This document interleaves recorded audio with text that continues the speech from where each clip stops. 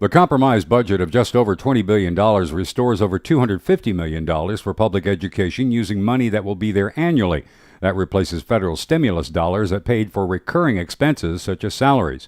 Republican Senate President Pro Tem Phil Berger says teachers and other state employees would receive a 1.2% pay raise. It does not get rid of tenure for teachers as proposed in the Senate, but does set up education reform, including the provision of that proposal that deals with reading in early grades and no social promotion. Also, the transparency provisions with reference to the grading of our schools. Brian Lewis with the Association of Educators says the pay raise is positive, but he's skeptical of the reforms. We are glad that they took a slow approach to the fair dismissal laws. We feel that we have a lot to say about fair dismissal. Tenure is not tenure in public schools.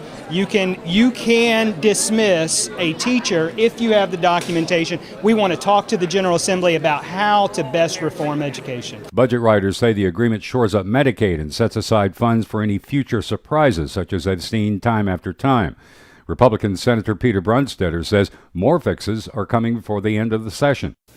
We have actually got a good dialogue going with the executive branch. I think everybody recognizes this is a problem where we need to take the politics off the table and just deal with the fundamentals of budgeting. There are no service or rate reductions in this particular Medicaid budget, but you will see as long as Medicaid overruns will continue to eat our availability, that's going to impact our ability to redirect money into education and into the environment and transportation and the other areas where we need it. The latest spending plan does not contain a fund for compensating victims of sterilization. Republican House Speaker Thom Tillis fully endorsed such a eugenics fund and says it was a personal failure not to get support in the Senate. Mark Bold, with a group representing victims, says it's a big disappointment.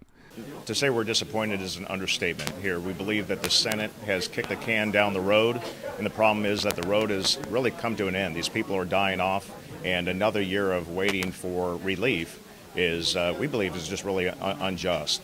Speaker Tillis says the budget should be approved by Friday, and it's up to Governor Perdue to decide whether to sign the budget, veto it, or let it become law after 10 days. So we would ask her to seriously consider the real opportunity to do a lot of positive things with this budget and address some of the things that we've all mutually agreed should be addressed beyond the budget last year. In the absence of that, then the alternative is to go to last year's budget, and I don't think anyone in this chamber thinks that's a good idea.